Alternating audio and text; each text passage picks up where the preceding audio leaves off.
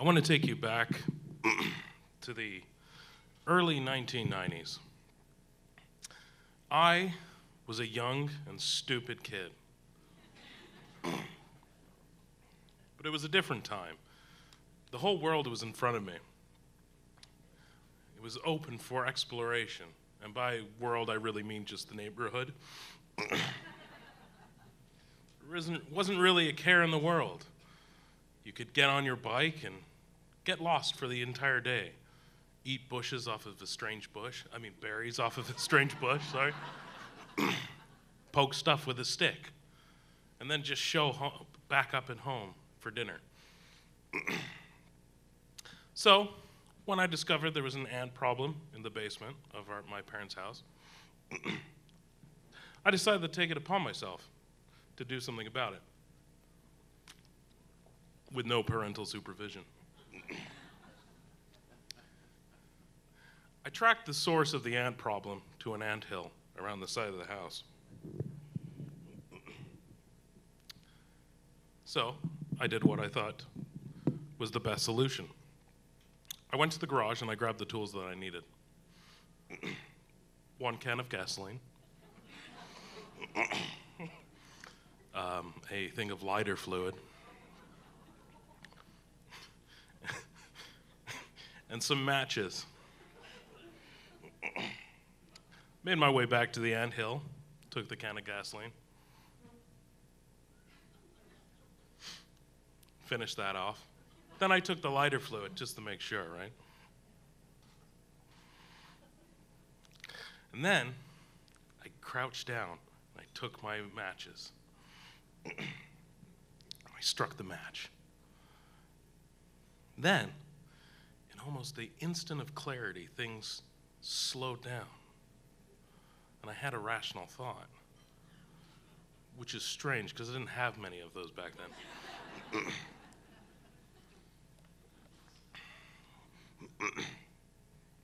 My brain seemed to scream at me that this was a bad idea.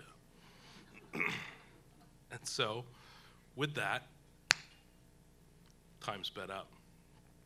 There was a flash of white light, and then blackness. Yeah, I can't really say how long I was unconscious for.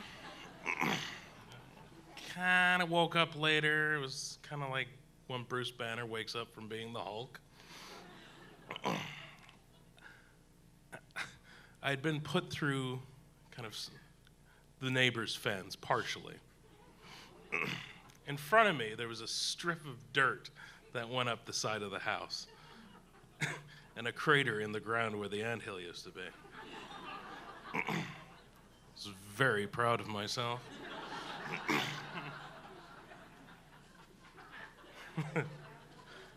And then, as the smoke literally and figuratively cleared,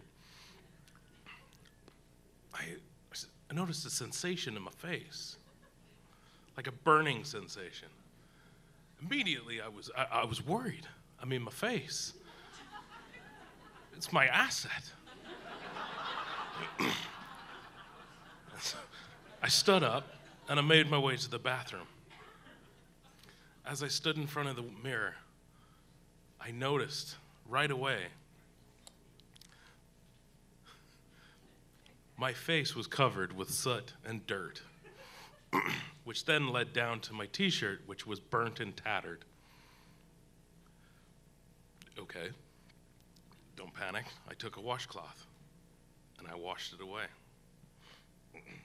And as I washed it away, something else became obvious. I was missing my eyebrows and eyelashes.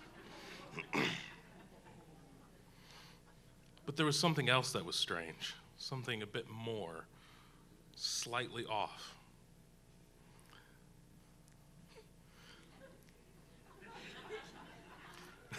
The front half of my head hair, totally gone. All right.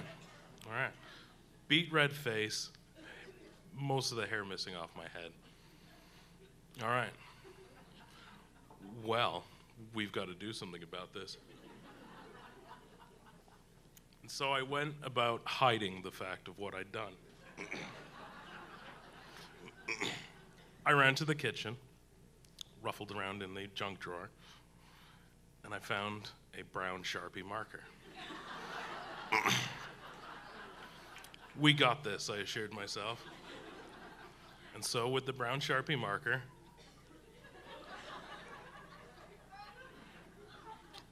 then I realized I probably should have used the mirror in the bathroom. So I went back to the bathroom, and I noticed one eyebrow was about the size of my forehead, and the other eyebrow made about a 45 degrees slant right off my head. Oh yeah, no, this checks out. Nobody will know. But just in case, I decided I'd just go hide out at my neighbor's house until everything grew back. Because I couldn't tell my parents, naturally. So I went over, hoping that my friend Trevor would open the door and it wouldn't be his mom. All right. Rang the doorbell, looked around to make sure no one saw me. And as I waited, I was like, okay, we got to come up with a convincing story to to cover this all up. And as the door opened, I turned around, and I was face to face with his mom. And I stood there, kind of looking like some kind of weird, chubby John McClane from like a Die Hard film, with my burnt shirt, face all messed up. She started with, "Oh, hi, Dave. Oh, what happened to you?" I fell off my bike.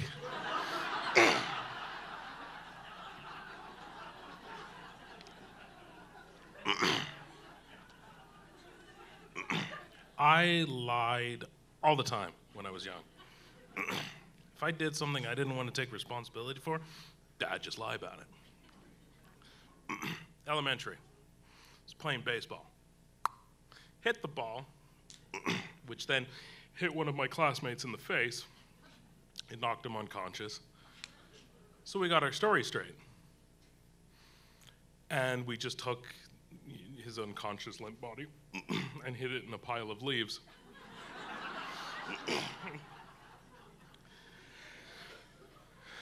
So when we were pressed on the issue,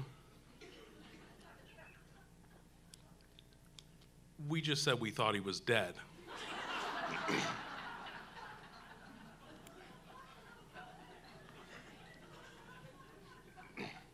Or the time I shot out the dining room window with a BB gun.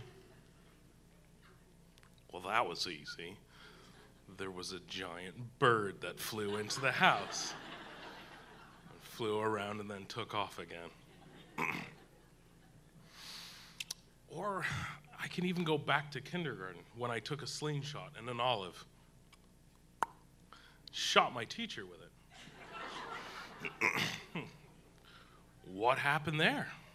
Well, that was heroic action of somebody saving somebody with the Heimlich maneuver.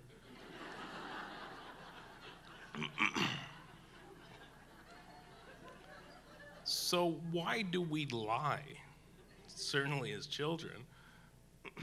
It's usually because we've done something stupid, and we just don't want to have to deal with the responsibilities of doing that said stupid thing. So we just lie about it. Because you're like, well, if I lie, I was going to get in trouble anyway, so I might as well just lie about it, because then, at least you could try to get away with it. But the problem is I'd love to say that we kind of grow up, and kind of maybe grow out of that. But it's obviously not true, right? Think about any time you've ordered something offline. You're like, oh, yeah, that's a picture. Buy. And then it gets there. No, nothing like it. Or that Nigerian prince who emailed at me that one time. And he said he was trying to get out of the country. And all he needed was my banking information so he could forward me some money.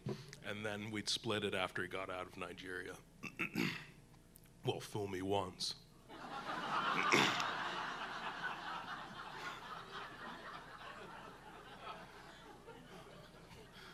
But but the problem is we don't grow up out of that. Obviously, that mentality of when you're a kid and you just lie about stuff because you've already done something that's going to get you in trouble, you might as well just lie about it and get out of it. It carries on. But when you grow up, it becomes more serious, more scandalous. You know, like, yes, I'm no saint. I've shot my teacher with an olive. Yes. But you have, Bernie Madoff Ponzi schemes. You've got Watergate. The sense of just lying to just cover stuff up. It doesn't leave. We carry it on, some carry it on through life. I mean, I'll be honest, I still lie a little bit.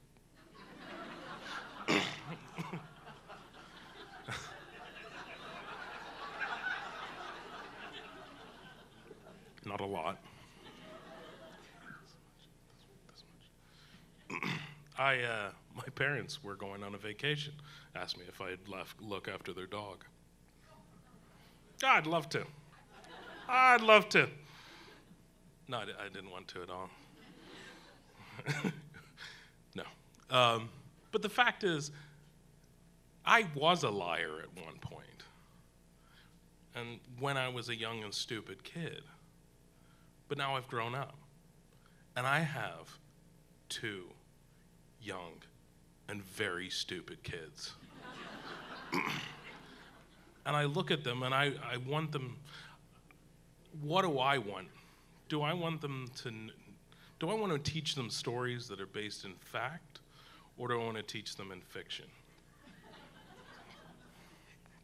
That's certainly up to everyone. It's an individual choice. Me,